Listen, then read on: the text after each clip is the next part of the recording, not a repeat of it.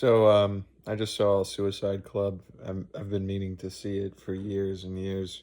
I remember back in the days of Suncoast Video, that was always there. And for some reason, I always chose to get something else instead of that, thinking that I would get that movie eventually, and then the store closed. And yeah, um, I don't know. And then in college, I ran into somebody that said that that was their favorite movie. Um, and at that point, it was hard to get a hold of.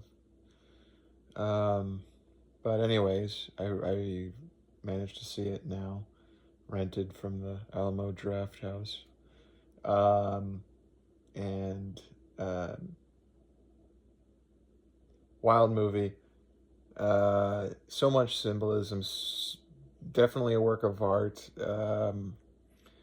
I think the biggest takeaway, the biggest interpretation thing, I don't know what you would classify this as. Anyway, my interpretation of the ending is that they're not saying that she didn't commit suicide. I think that they're saying that was the suicide. If you Because it's so set up that it's so ordained that when this happens, there's a suicide. She is one of the suicides. All of them are doing suicides every day.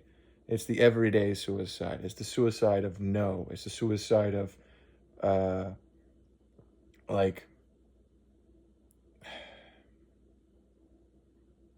they were saying the whole time, your connection to yourself, your connection to others. It's it's it's the the disconnect. Because at the end, she moves away from him and gets on the train. It's an ironic take on suicide, um, in the sense that it's like the choice to keep on living alone and, disconnected. That's why the cop's family all commit suicide, because they were all disconnected. They were watching the TV, and that's why the pop stars were the ones proselytizing the suicide in the end, because they were promoting it through their music, like they do in real life every day. Um, they promote this disconnect through fantasy, and yeah, that's basically it. At least that's my interpretation. You can have your own interpretation. I'm pretty sure that that's what they're going for, though, if anybody's confused. The only thing that's really odd, but I think it's meant to be funny in this part. The musical number halfway through, or not really halfway through, it's like 2/3 of the way through or something. The like David Bowie looking person with the uh, musical bit that was almost like Rocky Horror esque with the people in sheets. By the way, the people in sheets, they're ghosts. It's meant to symbolize that. Also, too, of course, tying in with the relationships and stuff. I think there is a sexual component to it, and I think that it's not a coincidence that's bed sheets. Obviously, too, that they were kind of having sex in the sheets. Um, the two characters with no names. I don't even know if they even have names. Those two. Um, and the violence of that. I think that those characters didn't have names and everything. They were meant to be a sort of like counterpoint to the suicide of disconnect, of like the one night stand, the stranger, sexual with a stranger kind of a thing. Um, and uh,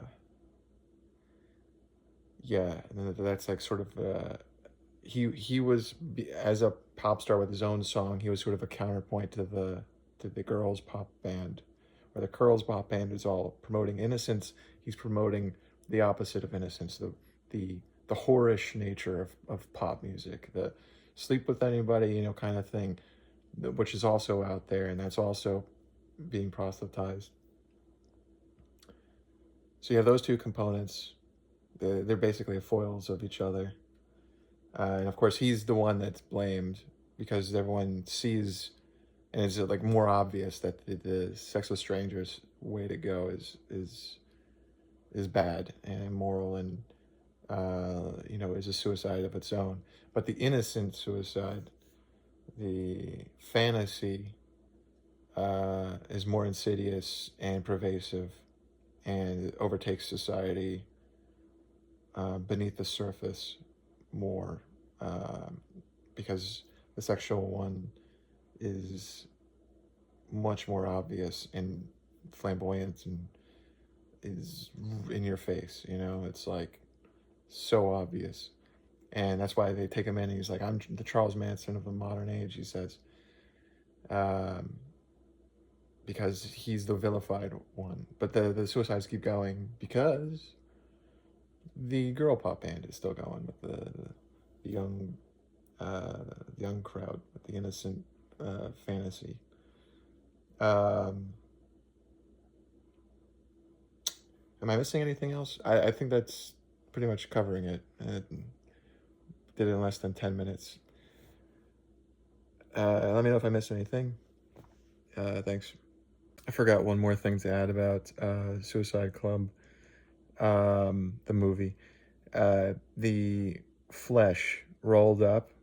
At first, it made me think about the chewing gum that we used to have. Obviously, that's a Western thing. It's not something that the director would have thought of, because I don't think they had that chewing gum in Japan where it was rolled up. Anyway, the thing that is a film reel. That's film. The film, the flesh is rolled up. The he's showing the suicides. He's showing the violence, and that this stuff happens, and that's what that is. It's film. It's a film reel.